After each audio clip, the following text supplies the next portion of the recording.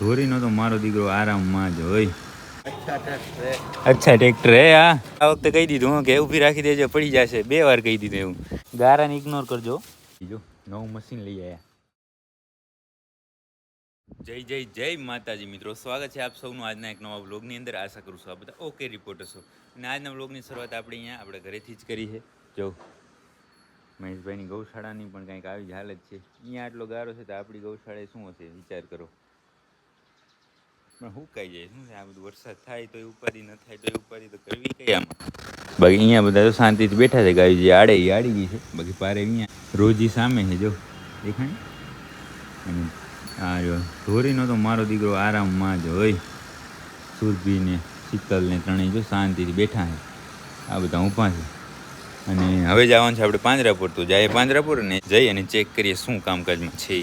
તો આપણે અહીંયા પાંજરાપુર પહોંચી ગયા હતા અને પાંજરાપુર આવીને સીધા ગયા હતા માંદાવારવાડામાં. આજે કાંઈ નવો કેસ છે નહીં. થોડા ઉઠલી ગયા તો પાવડર બધું ઓકે નખાઈ ગયું. આપણે પહોંચ્યા ત્યાં જિગ્નેશભાઈ બધું નાખી દીધું હતું. અને અત્યારે નીણનું કામ ને બધું ચાલુ છે, સફાઈનું કામ ચાલુ છે. અને નીણમાં જે ટેમ્પો આવ્યો છે તો જો ખાલી કરે છે અહીંયા.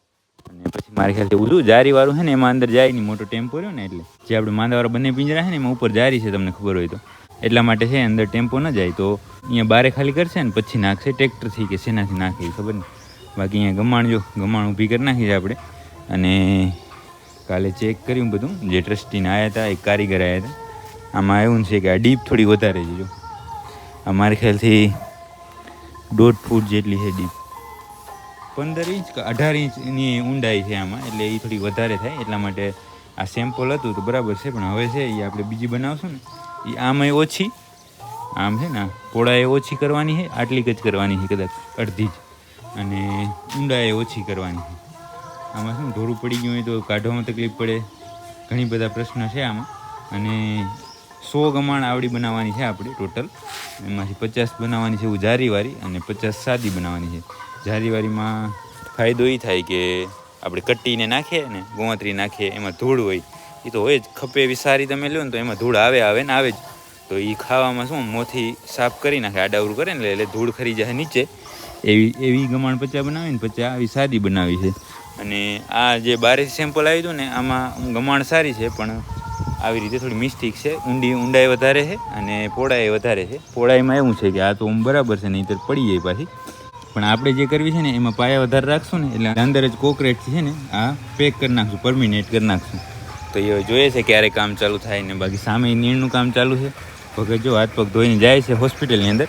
એને હમણાં દવા લેવા મૂકવા છે. જે પાવડર આવે ને, કયો પાવડર કહેવાય એને ભગત? માખ મચ્છર માટે નથી આ મહાનગરપાલિકાને છાંટતા, કેવો કહેવાય? ગેમર સંગ देखा आपने लापरवाही का नतीजा હે પાવડર કે ડીડીટી જે કહે ને આપણે એને અહીંયા મચ્છુ ખાતર કે એ લેવા જવાનું છે. તો ભગતને જિગ્નેશભાઈને મૂકીએ તો લઈ આવીએ પછી છાંટી નાખીએ બધે. એટલે શું થોડી માખી ઓછી થાય. માખી ઘણી છે એટલા માટે. અને એ બધું કામ કરી નાખશું પછી આપણે જે ડ્રેસિંગનું કામ છે એ ચાલુ કરશું. તો આપણે હોસ્પિટલની અંદર બેઠા હતા ને દયાલભાઈ આવ્યા કે હું થાકી ગયો તો એકાદો વાળો તો બહુ વારી દો, સાફ કરી દો. કેમ તમે થાકી ગયા? હવારના એમ આમને એમ જ છો? ગારું ન બોલ. હે બરોબર. હવે બોલો હવે થાકી ગયા. હે થાકી ગયા હો? ના આ ટ્રેક્ટર લઈને જાવ ને. ના ના લોડર નહીં. આ પાવડો હે સાફ કરવાનો. હે અચ્છા ટ્રેક્ટર હે. હા મેં જો ભગત ને કામ કરે છે જે વતરો કરવાનું નહીં ને આપણે આ એક વાળો સાફ કરી દઈએ. બરાબર ને? ભલે. તો આપણે ફ્રી હતા એટલી વાર ટ્રેક્ટર હલાવી દીધું, એક વાળો સાફ કરી દીધો. ને હવે આપણો સમય થઈ ગયો છે અહીંયા ડ્રેસિંગ કરવાનો. તો ડ્રેસિંગ કરવા માટે આપણે આવી ગયા છે અને જોઈ શકો છો બધાએ નીણ ખાઈ લીધી છે. હવે બધા ફ્રી થઈ ગયા, ઢોરે ફ્રી થઈ ગયા ને આપણે કામમાં લાગી ગયા.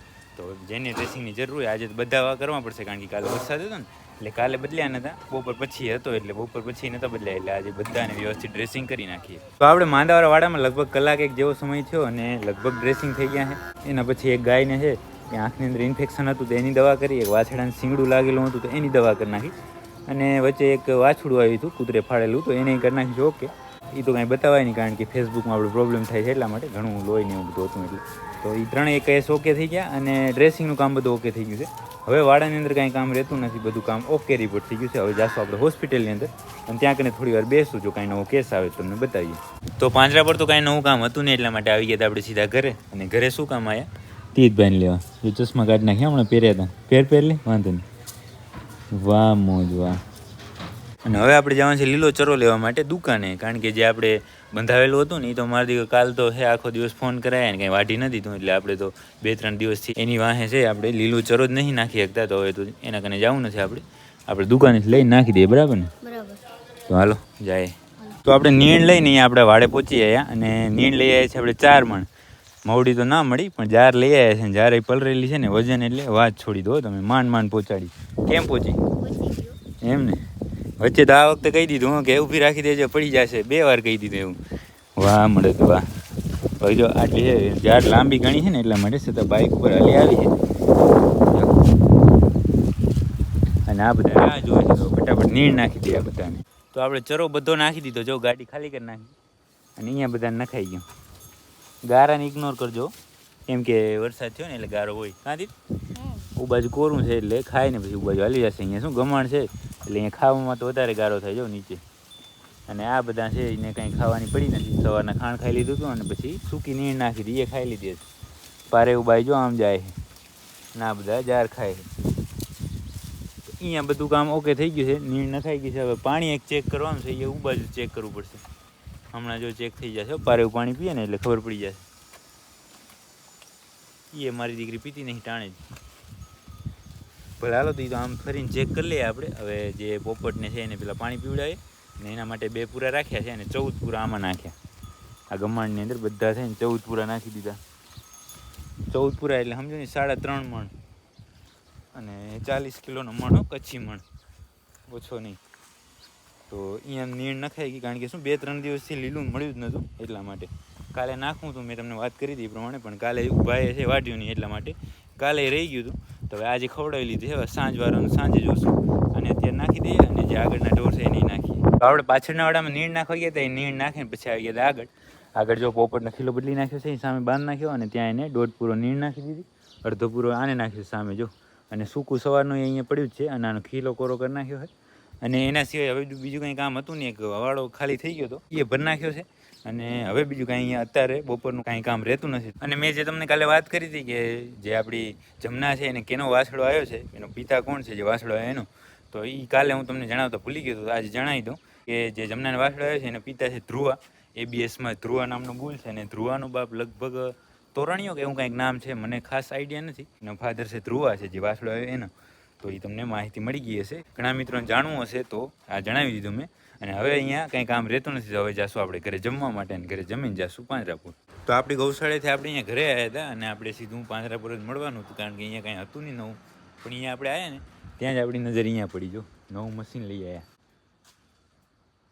ખાટલોની બાજુમાં છે, જરાક સાઈડમાં કરીને તમને બતાવું છે એનું છે. એ ઘણા મિત્રોને તો ખબર પડી ગઈ હશે અને ઘણાને ન ખબર હોય એને હમણાં જણાવી દઉં.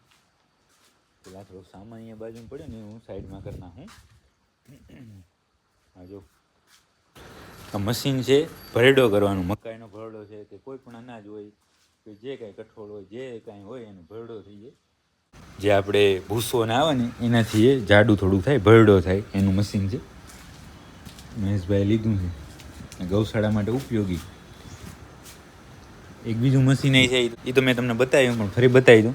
3 મશીન હવે થઈ ગયા. જો એક તો આ ખાંડ મિક્સ કરવાનું, સામે વતરો કરવાનું, સાફ કટર, અને આ 3જું મશીન. હવે કેટલાનું આવ્યું છે ને ક્યાંથી લાવ્યું નહીં આપણે કાંઈ ખબર નથી, પણ આપણે અહીંયા આવ્યા નજર પડીને એટલે મેં કીધું તમને વાત કરું. મશીન તો જો કેવું મસ્ત છે અને કેવું ભરડો કરતું હશે કે શું હશે એ હજી હવે ચાલુ કરવાનું હશે મારા ખ્યાલથી. તો એ હું તમને આગળ જણાવીશ. બાકી મશીન નવું દેખાણું ને એટલે મેં તમને વાત કરી નાખી. અને હવે તો બીજું કાંઈ અહીંયા કામ છે નહીં. ગાયો બધી શાંતિથી બેઠી છે, પંખા ફરે છે ઉપર. અને તો શીતળને બધા કેમ બેઠા જો સૂતા છે અત્યારે મારા દીકરા. એવું બધા પાછળ છે તો એ તો બધા બરાબર છે. અને હવે આપણે જઈએ પાંજરાપુર. તો તો હવે આપણે અહીંયા પાંજરા પર પહોંચી આવ્યા હતા અને પાંજરા પર આવ્યા ને ત્યાં જો આ દવા આવી ગઈ છે જે DDT પાવડર, તો એ બધામાં નખાવાનો છે, સાઈડમાં ને ખૂણામાં બધામાં નખાવાનો છે. જ્યાં મતલબ આવી રીતે ખૂણા હોય ને જ્યાં પશુ ન બેઠું હોય એ બધી જગ્યાએ નખાવી દઈએ એટલે શું માખી ઓછી થઈ જાય થોડી, કારણ કે અત્યારે આ ચોમાસાની હિસાબે અહીંયા માખી ઘણી થઈ ગઈ છે. એમાં પિંજરાની અંદર તો ઘણી જે પથારીના ઢોર છે ને આ મારી પાછળ તમે જોઉં છો ત્યાં ઘણી થઈ ગઈ. એટલા માટે હમણાં ભગત ગયા છે ચાય પીવા, આવે પછી નખાવી દઈએ. તો ભગત ચાય પીને આવી ગયા અને તૈયાર કરી નાખ્યા કમ્પ્લેટ. આ તો શું જાણે લાડાને તૈયાર કરો એમ તૈયાર કરવા પડે હો, પણ છતાં છે તૈયાર થઈ ગયા, ફોલાઈને કરી નાખ્યા છે ને હવે નાખવા માંડો. લ્યો ઠેઠ ખૂણેથી ચાલુ કરો. તો દવા નાખવાનું કામ ઓકે થઈ ગયું છે, બંને પિંજરાની અંદર ખૂણામાં નાખી દીધી છે અને વળી હવે કાલ છાંટશું. અત્યારે ભગત જો હાથ પગ ધોવે છે અને એના સિવાય બીજું કાંઈ કામ છે ને, નવો કાંઈ કેસ છે ને, બધા ડ્રોર ઓકે રિપોર્ટ છે બધા વાળાની અંદર. તો હવે જાશું આપણે હોસ્પિટલની અંદર અને કાંઈ નવો કેસ આવે તમને બતાવીએ. તો પાંજરા પર તો કાંઈ નવું કામ હતું નહીં, એટલા માટે આપણે આવી ગયા હતા આપણી ગૌશાળાએ, કારણ કે સાંજના 6 વાગી ગયા હતા અને હવે પછી કાંઈ બીજું કાંઈ કામ ત્યાં હતું નહીં. અને અહીંયા આપણી ગાય બધા આવી ગઈ હતી, તો મેં કીધું કામ ચાલુ કરીએ. તો બહાર તમે જોઈ શકો છો બધી આપણી ગાયોને આવી ગઈ છે અને કોરામાં બેઠી છે જો સામે રસ્તા ઉપર. અને આપણે આવી ગયા જો તીરભાઈ પોપટને છોડ્યો છે અને આપણે તગારાને ભેગું કરશું ને બધું કામ છે. અને નવું બીજું કાંઈ કામ છે નહીં, પણ હવે થોડાક દિવસથી મોબાઈલ મારો બગડ્યો છે કે શું છે ખબર નહીં પડતી. ઓડિયો ક્વોલિટી ક્યારેક બગડી જાય છે, તો તમારી રીતે જોઈ લેજો અને કોઈને આઈડિયા હોય તો મને કોમેન્ટ કરીને જણાવજો. આપણે કને iPhone 15 છે અને આમ શરૂઆત કરીએ ને વિડીયો બનાવવાની ત્યારે અવાજ દબાઈ ગયેલો હોય ને વચ્ચે અચાનક ખુલે ને એવું બધું થાય છે. શેના કારણે થાય છે એ કાંઈ ખબર નહીં પડતી મને તો. અને આની આગળ મારી કને ફોન હતો એમાંય આવી તકલીફ હતી. આમાં શું શરૂઆતમાં નવો હતો ત્યારે કાંઈ તકલીફ નથી, પણ આ થોડાક દિવસથી એવું થાય છે. તો જો કોઈને ખબર હોય ને તો જણાવજો મને, કોઈનું સેટિંગમાં ચેન્જ છે કે શું છે એ. અને હવે તો બીજું કાંઈ કામ છે ને, ફટાફટ બધું કામ આપણે કરવાનું છે. પોપટને તીરભાઈ બાંધે છે તો એ બાંધી નાખીએ ને બધું કામ જે છે એ કરીએ. તો હવે છે આજના વિડીયોને આપણે અહીંયા સુધી જ રાખવાનો છે, કારણ કે હવે બીજું કાંઈ નવું છે નહીં. અને બસ અહીંયાનું કામ છે એ જ કરીને પછી જવાનું છે ઘરે. તો જો તમને આ વિડીયો પસંદ આવ્યો હોય તો લાઈક કરી નાખજો, કોમેન્ટ કરી નાખજો. મળીએ કાલે નવા વિડીયોમાં.